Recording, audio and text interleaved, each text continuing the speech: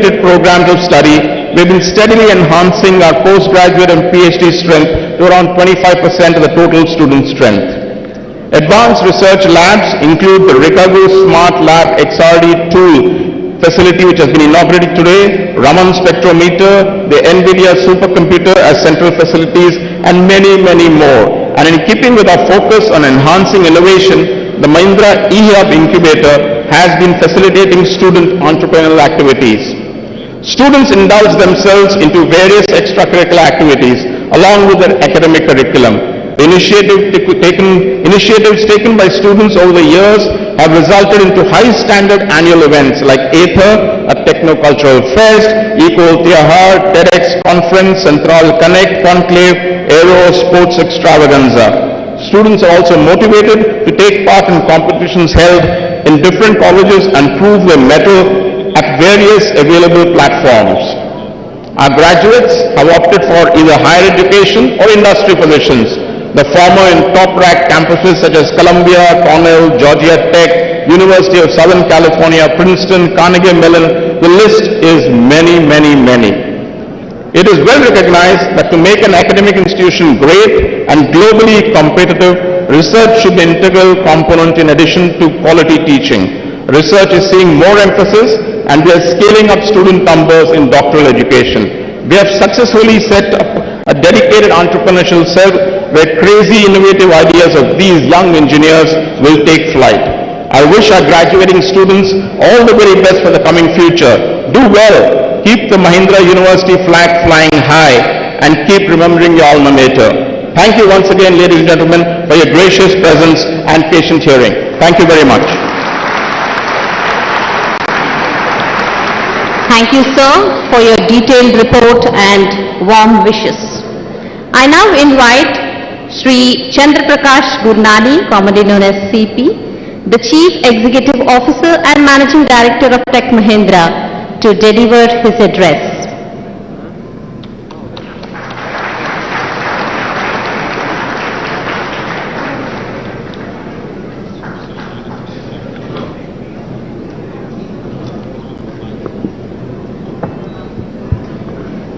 Good morning, parents. Good morning, students. Honorable KT Rama Rao, Dr. Krishna Ila, our Chancellor, Mr. Anand Mahindra, and Mr. Vineet Nair, Mr. Jayesh Ranjan, and Professor Meduri, and all the heads of the departments and the faculty members. You know, it's a very, very defining moment for us. It's like a dream coming true. And this morning, when I walked in, the erstwhile Chief Executive of Satyam Computers, Mr. A.S. Murthy, reminded me that when we had come, which is the Mahindra Group had come, to look at the possibility of them acquiring Satyam Computers, we did not discuss immediately about Satyam, but when we came to Bahadurpally campus, we discussed with A.S. Murthy a potential to create a university in Hyderabad and at Bahadurpally.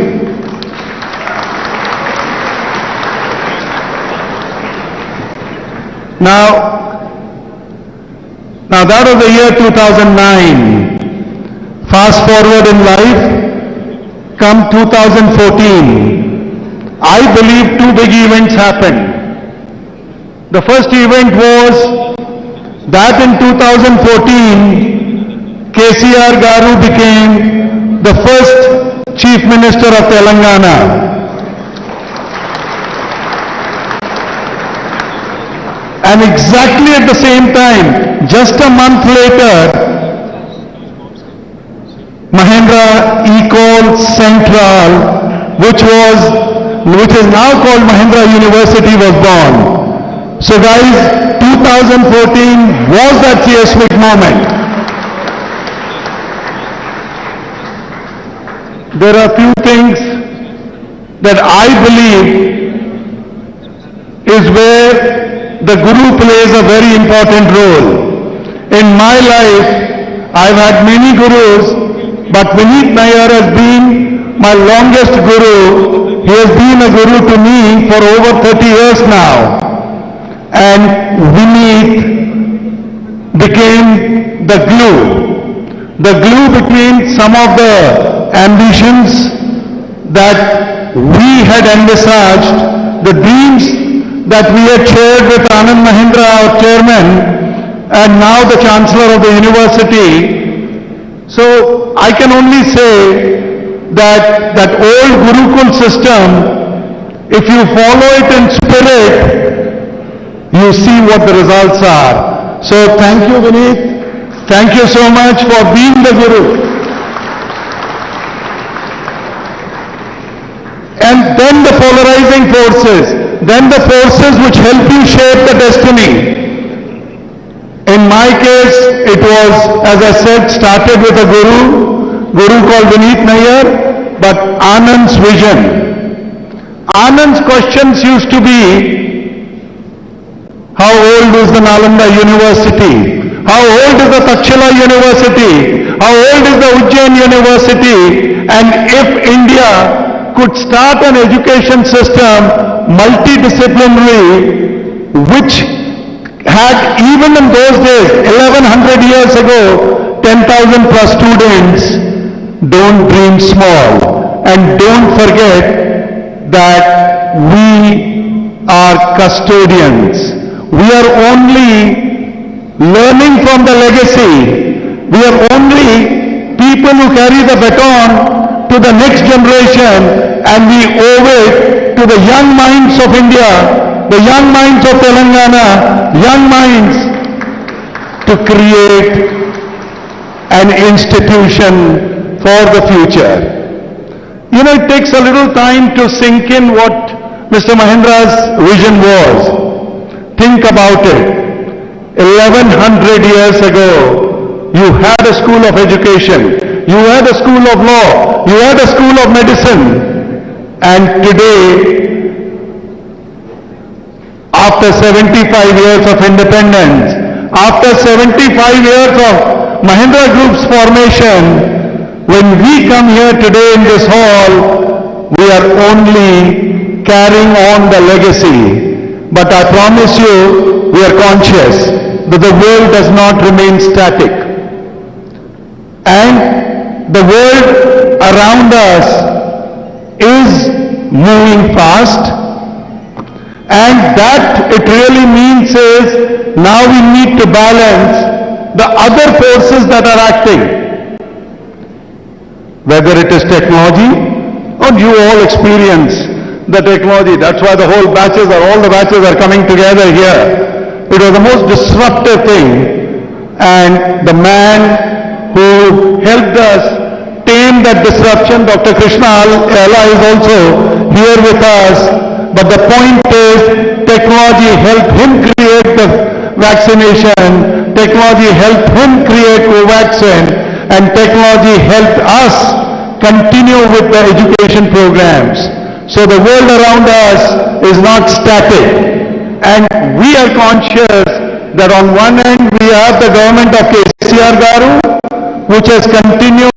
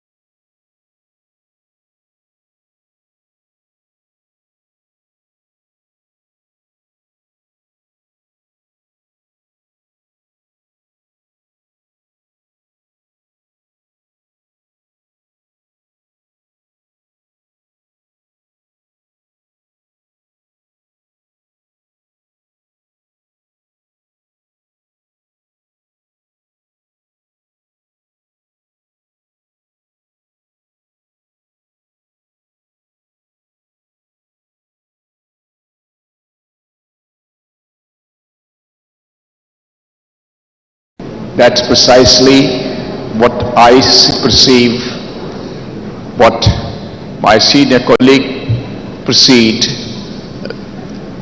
that has happened. We started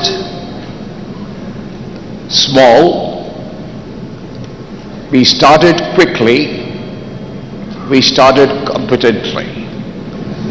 And I do think that we have created an institution which will last well beyond our lives, with thousands of students fulfilling their future, fulfilling their ambitions, fulfilling all that they have worked for by the institution which starts today. In fact, we are blessed. We are blessed that we have been given this opportunity to be able to create something which is fundamental, something which is critical, something which is needed, something which will live well after our lives, will create generations of children, students who will meet their goal, will meet what they aspired for the rest of their lives. So I'm really truly touched that we have been given this opportunity to be able to be small instruments in reaching to this level.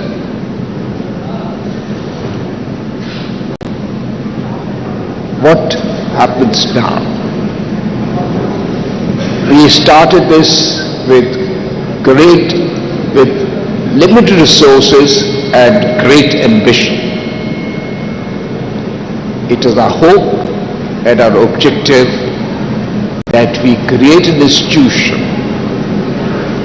which will be not only India facing,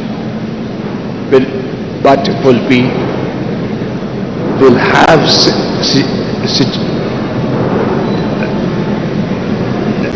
itself as a part of the global scale which we are aiming for.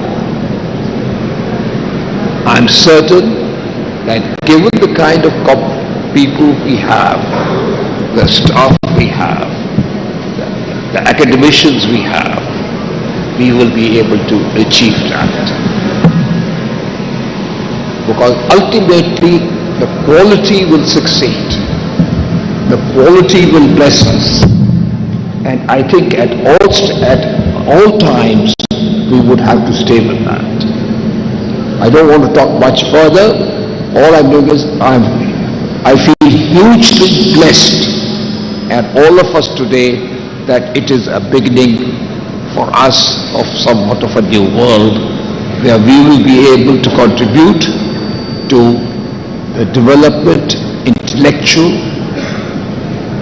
and more, for the rest of our lives. And in that I see how we are so blessed by this moment. Thank you so much.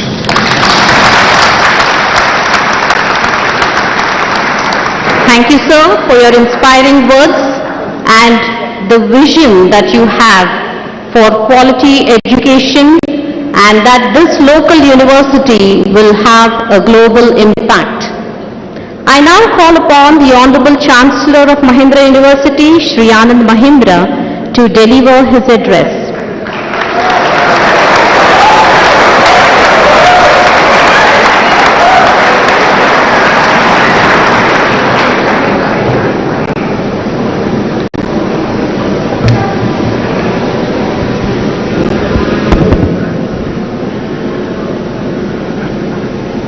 Our chief guest, Honorable Minister Shri KTR, our guest of honor, Dr. Krishna Ella, dignitaries on the dais, the governing body, distinguished faculty, and proud parents, and of course, above all, the graduating class.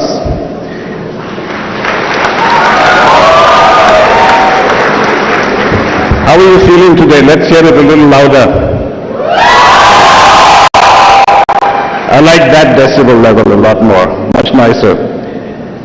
Ladies and gentlemen, in the Mahindra group, we have made a religion out of education.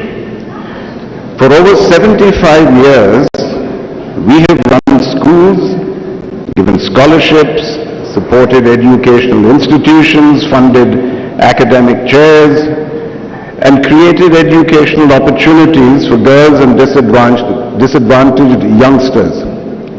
However, out of all these initiatives, the Mahindra University is by far the most ambitious. So while this is my first visit to the campus, I assure you it will not be my last.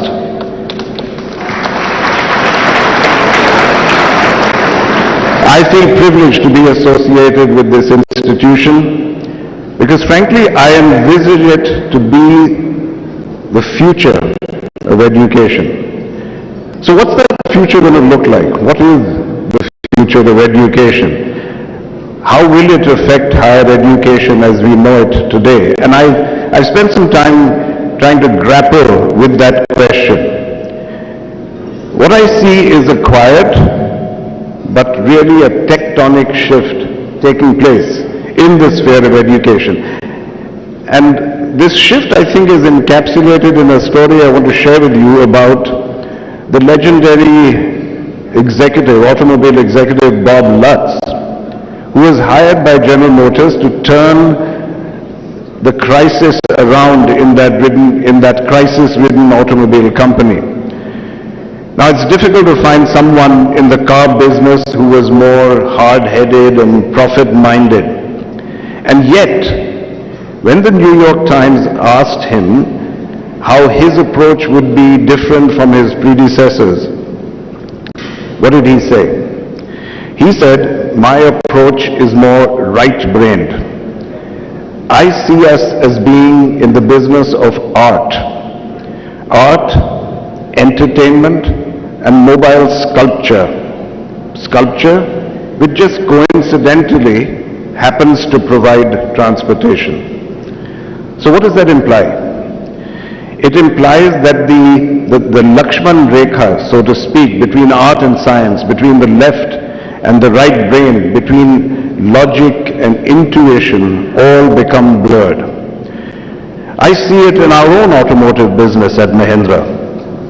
With increasing prosperity, there's a rise in customer aspirations and expectations. And customers are no longer just happy buying a box on wheels that takes them from point A to point B.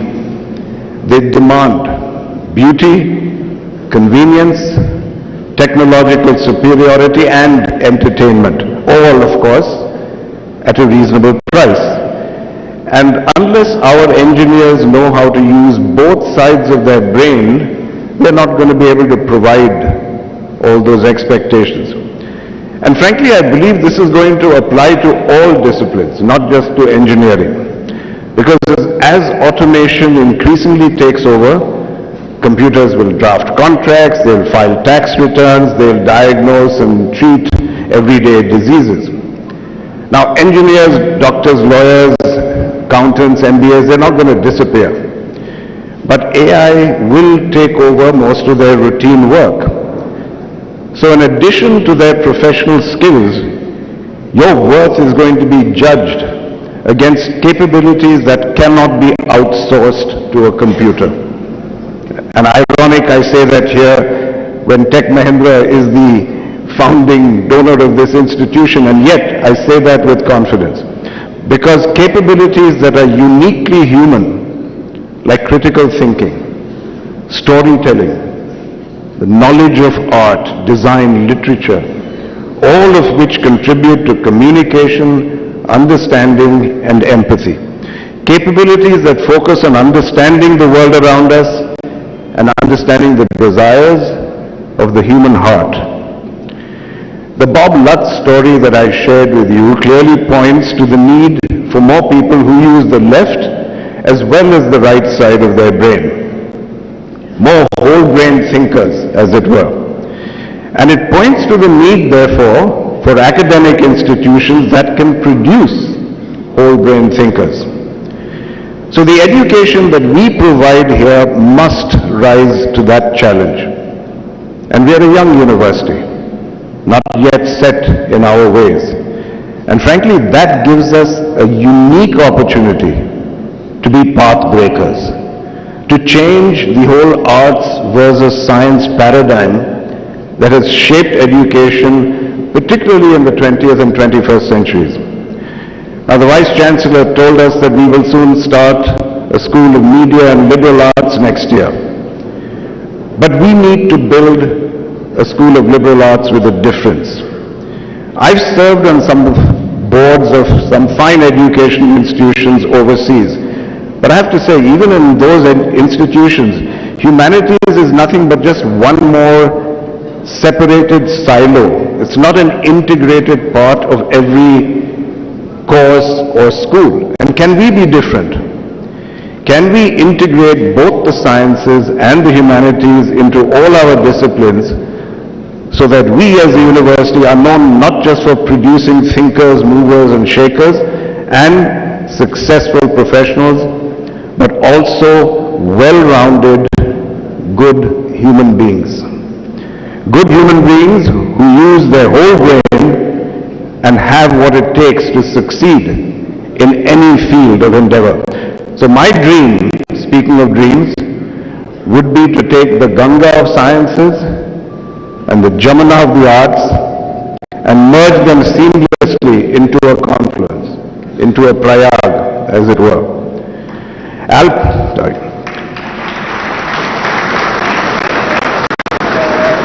Albert Einstein said, "Education is what is left after you have forgotten everything that you learnt in school."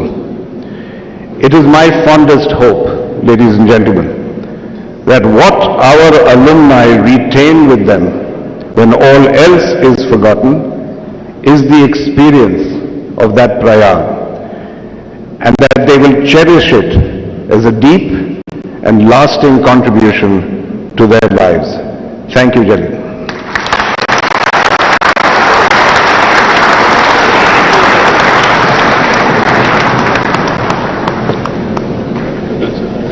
Thank you, sir, for your words and for your hope about this ambitious university to culminate art, entertainment, sculpture, and to understand the desires of the human heart. We hope and pray that this shift in educational paradigm will happen at Mahindra University. I now invite the Vice Chancellor of Mahindra University, Shri Yajulu Meduri, to introduce the guest of honor, Dr. Krishna Ella.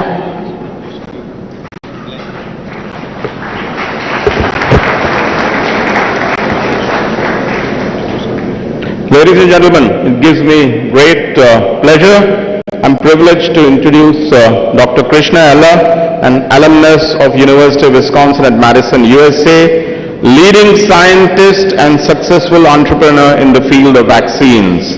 A scientist by heart and driven by a firm conviction that today's neglected diseases will become tomorrow's pandemics, Dr. Ella endeavors to develop technologies to provide innovative and affordable solutions for neglected diseases.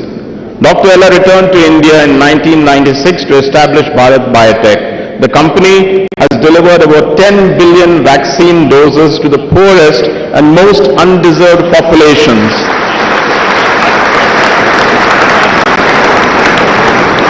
In over 123 developing countries through UNICEF and Gavi, with 433 patents filed and over 145 granted patents, including the world's first global patents filed for chikungunya and Zika virus vaccines.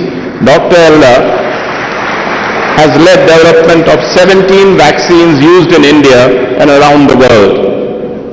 Dr. Ella's latest work involved the development of Covaxin, proven through the world's second largest efficacy trial. It is India's first and the world's fourth SARS-CoV-2 vaccine after the US and UK that not only saved countless lives but also demonstrated India's indigenous vaccine development capabilities and is priced as low as $3 a dose, only $3 a dose.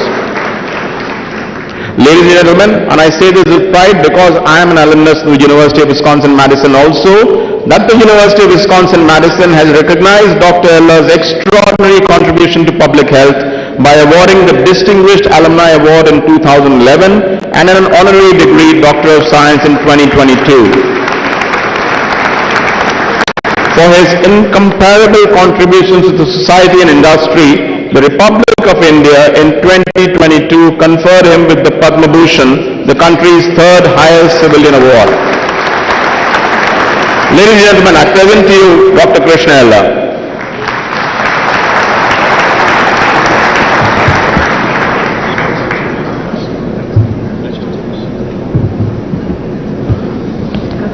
Really honored to be here. It looks awkward when they read about yourself. So really, but I think, I want to thank respected our Ramarao Garu, and I think our Anand Mahindra said, Gurnani said, Nalanda University started in Bihar, and Takshashila was also Bihar, and I think we lost out the innovation of education. But I hope now it re-emerges back from Mahindra University from Telangana. So I want to thank Anand Mahindra, Professor Meduri, and Gurnani, Vinit Nair Saab, and Jayesh Ranjan, and all the executive committee board, advisory council, faculty, staff, parents, students, and all the parents. Particularly I should be grateful to, because you all should be grateful to your parents. More important, that's very important. I'll tell you why. My address is going to be on innovation and entrepreneurship. We don't grow as a developed nation unless we have a higher GDP growth, unless double digit. The double digit growth can come only on innovation. Innovation only can create the double digit growth. So you have got a degree from Mahindra University, you get a knowledge and a skill set. That is what you get from Mahindra University. But what is the third part which is important for innovation is the imagination. Imagination, I'll give a simple example. Because many people want to, because no university teaches you innovation in any classroom, in a classroom setting. It's what I'm trying to tell the young kids. Imagination is there in front of you. You're right there. Look at Golconda. Golconda Fort, 2 kilometers down, you can tap and somebody can hear. There was no Mahindra University graduate student those days. There was no IT sound engineers those days. It's just imagination, how they created that type of thing. Imagination is like an architect. If you tell the house how you want to construct a house, an architect imagines of your dream and he builds the drawing. Exactly, that is what imagination. Another one, I will tell you a good example, Lord Ganesha. We only pray Ganesha when we want more marks, or when you want admission in the Mahindra University, you pray for the Lord Ganesha. But you don't look at it in a scientific angle. It's a transplantation, head transplant, an elephant head transplanted on the human. It's a true head transplantation. Look at the kidney, liver, pancreas, it's all organ transplants. The similar thing, okay? And I can give a lot of it, but we lost a lot of, India was the most innovative country in the world. That's how the many invention happened. Zero was invented, steel industry was invented, ink is invented, and cataract surgery was invented by Indians. Everything was invented. But we lost out somehow. And I think you look at the present situation, how many people, Telugu people here? You know Manchinona? You heard about Manchinona? Everybody grandmother said Manchinona. Google Nora is called Manchinona. Nobody knows why it is Manchinona. Nobody knows. Grandmother said, we follow them. In Tamil we call Nallanna, Malayalam also Vallanna, and Kannada is called Vallanna. All languages says it's a good oil. Nobody asks the question, what is good oil? We have become, just carrying it forward, not asking questions. So your innovation right there. Look at canola oil. Canada, a $64 billion business of canola oil. It's nothing but mustard oil. They took the seed from India, mustard seed. If you call mustard seed, all look at North India and East India, everything pickle is made with mustard oil. That mustard oil, is a purely, grandmother knows it's a good oil, but nobody knows the science. But Canadians said, we don't want to compete with Indian mustard oil. They call Canadian oil called Cano, and Oleaceae is a family, an oil, so called canola oil. It's a $64 billion. Right Indian crop, right there, and we are watching the crop. And we don't innovate anything ourselves. The simple thing, like we drink orange juice. Why we drink orange juice? Americans drinking orange juice, Europeans are drinking, so it should be good for me also, I'm drinking the orange juice. And I think we're copying even drinking the orange juice also. And there are no orange juice what is made in this country comes from Brazil and Chinese concentrate, nothing from India. Whatever Nagpur orange is grown, it is grown as a fruit crop, not as a juice. And today, Musambi juice, jamun. Have you seen a Tetra Pak in India? We have not seen Tetra Pak. Because Americans have not made a Tetra Pak using Kino fruit in Punjab. Kino fruit Punjab juice, we have not made anything. It is there, in front of our eyes, all the things what you can see. And I think we don't see that. Right now, samosa, we're eating with the ketchup. Earlier we used to eat with chutney, now with the ketchup. So Americans made ketchup, we should use it, now no chutney. And I think, everything is there in front of us, but we don't watch. What happens is, right now, in the country, the best thing is the future is great. I'll tell you why future is great. And I think, parents in this house, in this room, they don't mind selling their house, they don't mind putting a bludgeon of jewelry in a bank and put the children for education. That's a contribution of the parents. And that means parents want to contribute back to the children. They are a knowledge seeker. The parents, suppose you say you want to start a business, parents will think 2 times to sell their property. But you want to go for education, they don't mind even 1 time. They'll pledge their house and put you for children for education. Today you are in Mahindra University, thanks to their contribution also. I think that's very important, parents. So the parents are going to keep alive this country's future of innovation, and that is going to change again. And how about the present today, how to kill innovation? And everybody was having 2 mobile phones. And you shake the mobile phone if it doesn't signal. And you're always busy with the mobile phone and emails. And when you are busy with that, you don't see anything nature. You don't see the nature, you don't get any innovation. You don't get imagination power. That imagination power, reduce your mobile, reduce your social media, you'll see more nature and you'll get more ideas.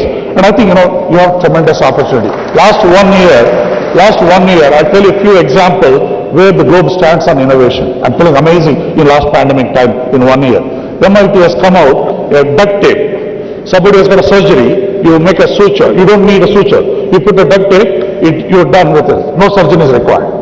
And human genome sequencing Stanford, they sequence the entire human genome in 5 hours. That means today you can give blood sample, even if you know what genetic disorders you have in 1 day. The science is revolutionizing. Look at artificial intelligence, the way the deep fibrillator in Sweden delivered that drone into the rural remote area where the automatic defibrillator was delivered. And in Switzerland, there are paralysis patients, 3 patients, totally paralyzed. And they put electrode and made an artificial intelligence and put a software according to each individual. They made a software and they made them to walk now, they swim and they do cycling now. You see how the life is changing in the last 1 year? A lot of other examples are there. That is not important. But I'll tell you one thing, you have great opportunity. One, the future is going to be clean energy, you've got biology, data mining, and as our Anand Mahindra said, AI, machine learning is going to change the game, financial technology, agriculture and food. Simple example in agriculture. One can predict a cropping pattern by using a satellite map. How much is a crop is going to come in cotton crop in Telangana. We predict that, we can predict what the commercial value of the crop is going to be, what the pricing of that is going to be. And even a crop growing in a village situation, you can predict what weather condition and the soil condition, you can predict what the crop is going to be, pattern is going to be. Simple example, not a very high technology. Simple things can happen. My take-home message for you people, you have only 4 options as kids who are getting graduated. One is higher education, you may want to go, that's absolutely open for everybody. And second is a multinational job and a corporate job. And third is joining a startup. Fourth is entrepreneurship. I prefer the last option, being an entrepreneur. And that is the future. That is where you are going to create more jobs for the country, more jobs to the country. And I worked all the 4 systems. I was a startup, I went to higher education, I worked in multinational in Bay Area, and I worked as a startup, and now I am an entrepreneur. And I think you have great chance to be there. And I think my example of journey is truly rewarding for the people. And I think you should think everyone, don't go behind the money. If you go behind money, you will not innovate anything in the life. Anything with this society problem, you try to solve that, you become innovator, and you automatically the money comes out as a package in that. Okay, so be innovative and bring some credibility. Today, one thing I'm telling you, you are grateful as Anand Mahindra student, because not only Mahindra University student, you are Anand Mahindra students. And I think the legend of Anand Mahindra is going to be helpful to you. This legend is not there in IIT. There is no legend in IIT Hyderabad or IIT Delhi. I gave IIT Bombay Convocation address also. I told them, you don't have a legend, but we have a legend here, Anand Mahindra, and we have a minister, KTR. And I think the greatness of Telangana, we are IT and pharma world, biotech world, now vaccine world, now what I'm seeing emerging out is the education hub and also healthcare hub. Thank you very much. I wish you all the best here.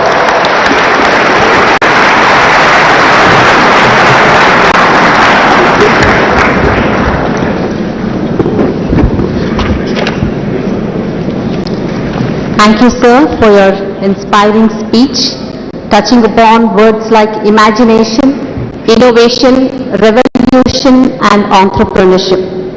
And for us, for the graduating students, to take on the legacy of Sri Anand Mahindra. I now invite Sri C.P. Gurnani, CEO of and Managing Director of Tech Mahindra, to introduce the chief guest, Sri K.T. Ramarao.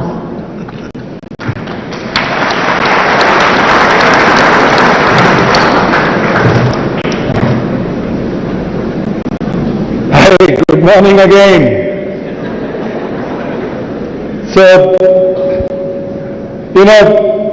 most of you probably know our chief guest a lot better through his witty answers on the interview, various news channels and interviews. You know him as a visionary. Most of you have also known him as a tireless soldier and the president of the party. So I thought, I'm going to actually share with you how I got to know him and why I consider our chief guest to be the master of energy, master of innovation, master of inspiration, and in a lot of ways, a master creator of the new Telangana.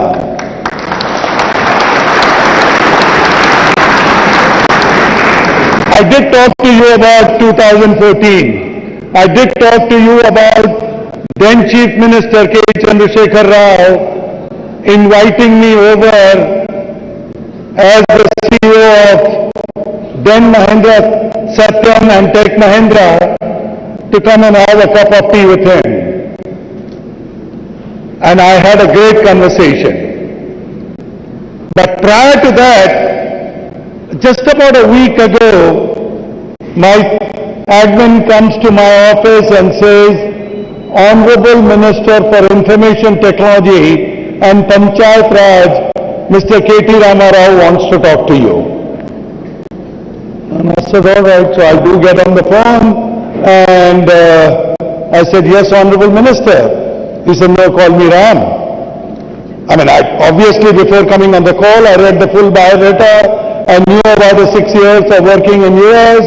I knew about his education in Hyderabad till graduation and further education in US, but I didn't expect an informality of somebody saying, call me Ram. The next thing was the minister saying, we need to meet.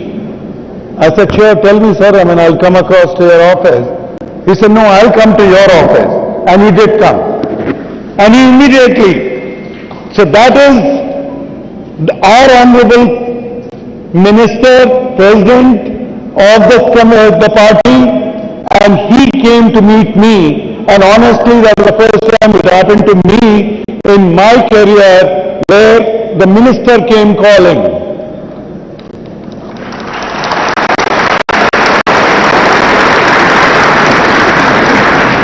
The important part was not only just the minister coming calling. The minister was prepared, that is KTR was prepared.